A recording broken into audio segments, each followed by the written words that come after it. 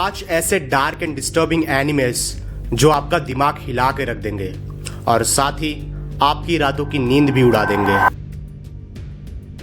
Previously मैंने ये video बनाया था जिसमें मैंने आपको कुछ डार्क एंड क्रीपी एनिमेस के बारे में बताया था जिन्हें आपको देखना अवॉइड करना चाहिए अगर आप कमजोर दिल वाले हो तो, क्योंकि उन एनिमेस में कुछ ऐसे डिस्टर्बिंग सीन्स भी होते हैं जिन्हें देखने से कुछ लोग अनकंफर्टेबल भी फील कर सकते हैं। हाँ, लेकिन अगर आप ऐसी चीजों को देख के कंफर्टेबल हो तो आपको वो एनिमेस जरूर देखना चाहिए, क्योंकि वो सारे एनिमेस बहुत ही मस्त है एंड आपको उन्हें देख के मजा आ जाएगा। सो आज का जो वीडियो है इसे आप उसी वीडियो का पार्ट 2 भी कह सकते हो, क्योंकि इसमें मैंने और 5 डार्क एंड डिस्टर्बिंग एनिमेस के बारे में बताया है एंड ये सब भी काफी ज्यादा डिस्टर्बिंग है। सो अगर आप इन चीजों से भी कंफर्टेबल नहीं हो तो आपको इन्हें भी देखना अवॉइड करना चाहिए। बाकी जो लोग कंफर्टेबल है आप लोगों को ये एनिमेस जरूर देखना चाहिए। बाय द वे, इस वीडियो में मैंने सिर्फ डार्क एनिमेस को कवर किया है। क्रीपी एनिमेस के लिए मैं एक अलग से वीडियो बनाऊंगा एंड हॉरर एनिमेस के लिए एक अलग से। सो 5वें नंबर पे जो एनिमे है उसका नाम है टेक्नोलाइज। 2003 में रिलीज हुआ टेक्नोलाइज एक ऐसा एनिमे है जो आपको एक डार्क और अनसेटलिंग एक्सपीरियंस प्रोवाइड कर सकता है। इस मास्टरपीस को हिरोशी हामाजाकी ने डायरेक्ट किया था और इसके राइटर है चियाकी जे कोनाका। इस एनिमे में टोटल 22 एपिसोड्स है एंड हर एपिसोड आपको एक नेक्स्ट लेवल का सस्पेंस एंड मिस्ट्री प्रोवाइड करेगा। अब अगर इस एनिमे के स्टोरी की बारे में बात करें तो इस एनिमे की स्टोरी सेट है एक डिस्टोपियन अंडरग्राउंड सिटी में जिसका नाम लक्स है। लक्स एक ऐसी जगह है जहां इंसानी जिंदगी एक एडवांस प्रोस्थेटिक टेक्नोलॉजी टेक्नोलाइज के ऊपर डिपेंड है। अब ये जो टेक्नोलॉजी है वो लोगों को एक नई जिंदगी देती है, लेकिन एक डार्क ट्विस्ट के साथ। इस एनिमे का जो मेन कैरेक्टर है उसका नाम इचीज होता है एंड वो एक ऑर्फन प्राइज फाइटर है एंड वो अपने हाथ एंड पैर खो बैठता है, लेकिन वो एक साइंटिस्ट की मदद से एंड उस टेक्नोलॉजी की मदद से उन्हें वापस पा लेता है। अब इस नई शक्ल के साथ वो लक्स की पॉलिटिक्स एंड सर्वाइवल गेम में उलझ जाता है। इस एनिमे के कुछ मेन कैरेक्टर्स इसे और इम्पैक्टफुल बनाते हैं, जैसे कि रैन नाम की एक मिस्टीरियस लड़की जो फ्यूचर देख सकती है, ओनिशी ऑर्गेनो के लीडर जो लक्स के बैलेंस को बनाए रखना चाहते हैं, और योशी एक आउटसाइडर जो केओस का बीज बोता है। एंड इन सब के बीच में जो मेन एंटागोनिस्ट है वो है खुद लक्स का सिस्टम जो इंसानियत और टेक्नोलॉजी के बीच के एग्जिस्टेंशियल बैटल को दिखाता है। टेक्नोलाइज एनिमे का एनवायरनमेंट बहुत डार्क एंड अनर्विंग है। इसमें आपको intense visuals, slow pace story telling और एग्जिस्टेंशियल क्वेश्चंस देखने मिलेंगे। ये सिर्फ एक कहानी नहीं बल्कि एक एक्सपीरियंस है जो आपको इंसानियत के असली मायने समझने पर मजबूर करेगा। और इस एनिमे का विजुअल स्टाइल और सिंबॉलिक इमेजरी इसे एक आर्टिस्टिक मास्टरपीस बनाता है। अगर आपको deep, thought provoking and disturbing stories पसंद है तो आपको टेक्नोलाइज जरूर देखना चाहिए। इसमें आपको साइबरपंक एस्थेटिक्स और कॉम्प्लेक्स कैरेक्टर्स का एक यूनिक कॉम्बिनेशन देखने मिलेगा और साथ ही एक ऐसी कहानी जो आप कभी भूल नहीं पाओगे। 22 एपिसोड्स का ये एनिमे एक इमोशनल रोलर कोस्टर है जो आपकी सोच के हर पहलू को चैलेंज करेगा।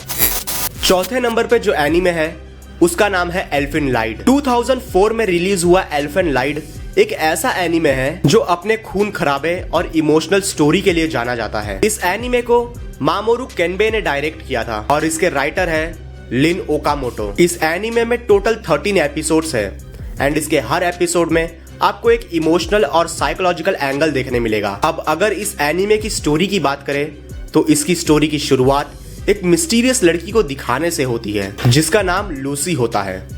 लूसी एक जेनेटिकली मॉडिफाइड ह्यूमन होती है जिसे डिक्लोनियस कहा जाता है और इसके पास 2 डेंजरस हॉर्न्स और टेलीकिनेसिस की पावर्स भी होती है। एक्चुअली उसके पास पावरफुल इनविजिबल हैंड्स होते हैं जिन्हें वेक्टर्स कहा जाता है एंड जब वो उनका यूज करती है तो ऐसा लगता है कि उसके पास टेलीकाइनेसिस की पावर्स है और उसकी पावर्स को कंट्रोल करना बहुत मुश्किल होता है। और जब वो एस्केप कर जाती है तब शुरू होता है खून खराबे से भरा हुआ एक इंटेंस बैटल। अब लूसी का कैरेक्टर काफी कॉम्प्लेक्स होता है क्योंकि जब वो अपने वायलेंट पर्सनालिटी से बाहर निकलती है तब वो एक बहुत ही इनोसेंट और कंफ्यूज लड़की बन जाती है जिसे न्यू कहा जाता है। न्यू के साथ आपको इस एनिमे के स्वीट एंड ट्रैजिक मोमेंट्स भी देखने मिलेंगे, लेकिन जैसे जैसे इस एनिमे की स्टोरी आगे बढ़ती है तब आपको लूसी का डार्क और वेंचफुल साइड भी देखने को मिलता है। अब लूसी का कनेक्शन कौटा नाम के एक लड़के से बहुत इंपॉर्टेंट होता है। कौटा एक कॉलेज गोइंग स्टूडेंट है जिसे अपने बचपन की कुछ यादें याद नहीं होती है, लेकिन जब लूसी उससे मिलती है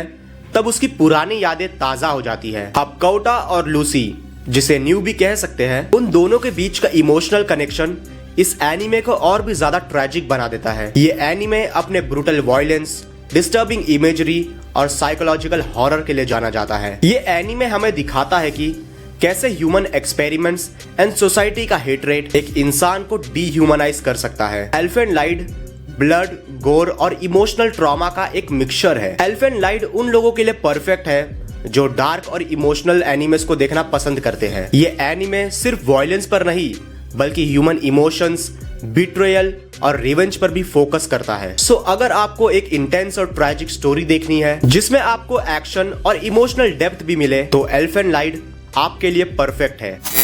तीसरे नंबर पे जो एनीमे है उसका नाम है सीरियल एक्सपेरिमेंट्स लेन। 1998 में रिलीज हुआ ये एनीमे एक ऐसा एनीमे है जो आपको वर्चुअल वर्ल्ड और रियलिटी के बीच के बाउंड्रीज को ब्लर करने का एक्सपीरियंस देगा। इस एनीमे को रियोटारो नाकामुरा ने डायरेक्ट किया था और इसके राइटर भी चियाकी जे कोनाका ही है। इस एनीमे में टोटल 13 एपिसोड्स हैं एंड इसके हर एपिसोड में आपको माइंड बेंडिंग ट्विस्ट देखने मिलेंगे। इस एनीमे की स्टोरी के बारे में बात करें तो इसकी स्टोरी इसके मेन कैरेक्टर लेन इवाकुरा नाम की एक इंट्रोवर्टेड और सोशली आइसोलेटेड लड़की के बारे में है, जो अपनी नॉर्मल लाइफ में कुछ भी एक्साइटिंग नहीं फाइंड करती है। लेकिन फिर वो एक दिन एक मिस्टीरियस मैसेज देखती है एक डेड पर्सन से, जो कि द वायर्ड नाम के एक वर्चुअल नेटवर्क पे एग्जिस्ट करता है। एंड तब उसकी दुनिया बिल्कुल बदल जाती है। द वायर्ड एक ऐसा वर्चुअल वर्ल्ड है जहां लोग अपनी आइडेंटिटी को बदल सकते हैं और लेन की जर्नी शुरू होती है उस वर्चुअल रियलिटी को समझने और अपने आप को डिस्कवर करने की। जब लेन द वायर्ड में घुसती है तो उसके पास के लोग और उसकी दुनिया भी उसके लिए बदलने लगती है। वो अपनी रियल और वर्चुअल सेल्फ के बीच में कंफ्यूज हो जाती है और उसके एक्शंस दुनिया को डिस्टर्ब करने लगते हैं। जैसे जैसे कहानी आगे बढ़ती है लेन की आइडेंटिटी और उसके एग्जिस्टेंस का पर्पस पूरे एनीमे में क्वेश्चन किया जाता है। ये एनीमे अपने डीप साइकोलॉजिकल और फिलोसॉफिकल थीम्स के लिए जाना जाता है। इस एनीमे में आपको रियलिटी, आइडेंटिटी और टेक्नोलॉजी के बीच के कॉम्प्लेक्स रिलेशनशिप दिखाई जाती है और जैसे जैसे लेन वायर्ड के अंदर घुस रही है तब आपको दिखाया जाता है कि किस तरह टेक्नोलॉजी अपनी बाउंड्रीज को क्रॉस करके किसी इंसान के दिमाग को मैनिपुलेट कर सकती है। ये एनीमे अपने chilling visuals, glitchy animation style और डार्क टोन के लिए फेमस है। सीरियल एक्सपेरिमेंट लेन सिर्फ एक साइफाई एनीमे नहीं है बल्कि ये एक साइकोलॉजिकल हॉरर का परफेक्ट एग्जाम्पल है। ये हमें बताता है कि किस तरह हमारी डिपेंडेंसी ऑन टेक्नोलॉजी हमारी आइडेंटिटी को इम्पैक्ट कर सकती है और इस टेक्नोलॉजी के बीच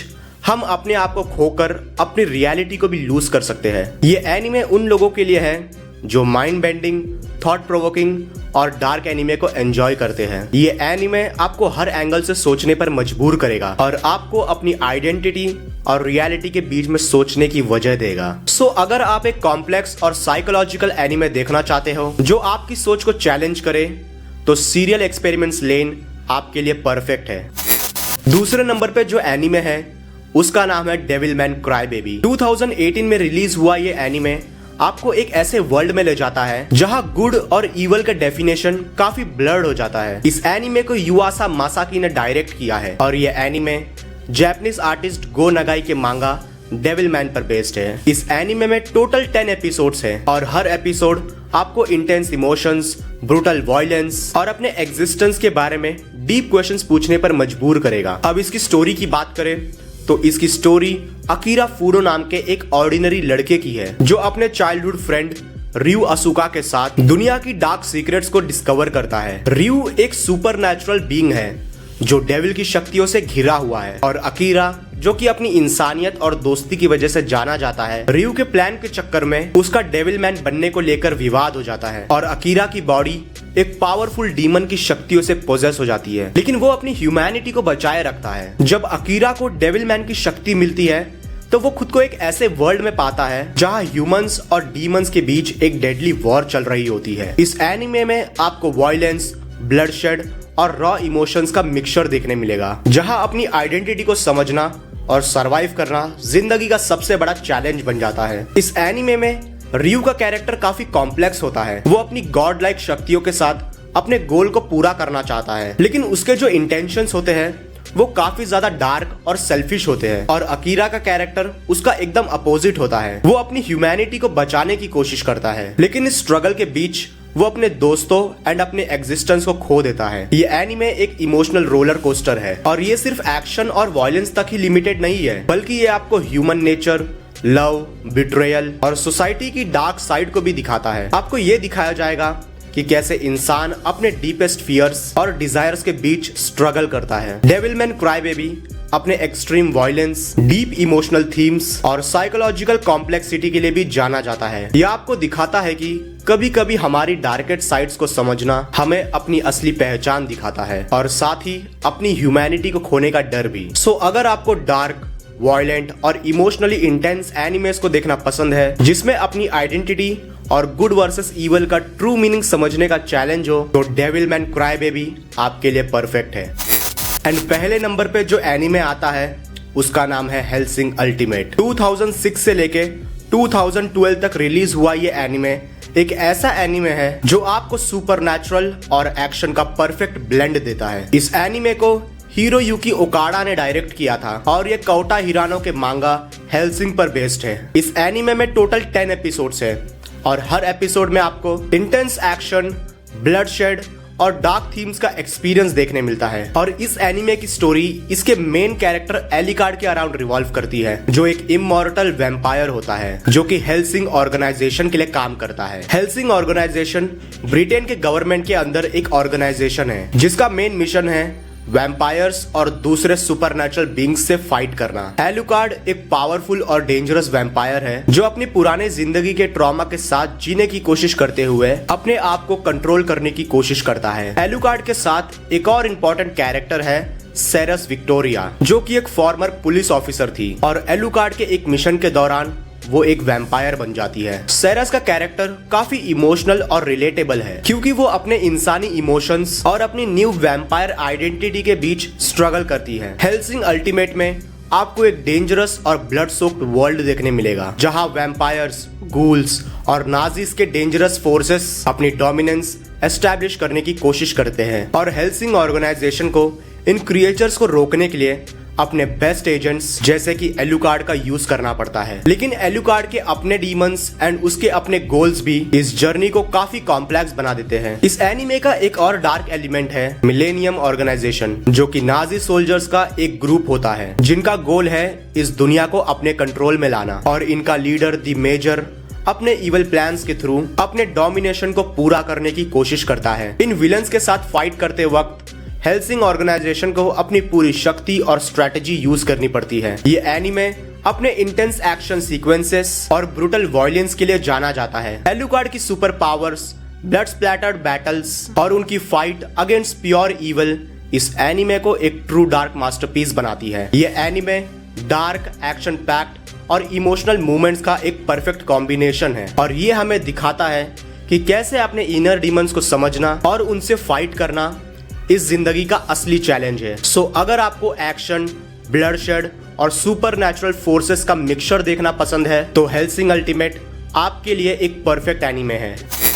सो फ्रेंड्स, ये है 5 डार्क एंड डिस्टर्बिंग एनिमेस जिन्हें देखना शायद हर किसी के लिए सुटेबल नहीं होगा, बट अगर आपको ऐसी चीजें देखना पसंद है तो आपको ये सारे एनिमेस जरूर देखना चाहिए। ऑल्सो अगर आपने ऑलरेडी ये सारे देख रखे हैं तो कमेंट करके बताओ कि इनमें से आपका फेवरेट एनीमे कौन सा है। एंड अगर आप चाहते हो कि मैं हर एनीमे पे एक सिंगल डिटेल्ड वीडियो बनाऊं तो वो भी कमेंट करके जरूर बताना। बाकी तब तक के लिए मैं मिलता हूं आपसे एक न्यू वीडियो में एक न्यू टॉपिक के साथ।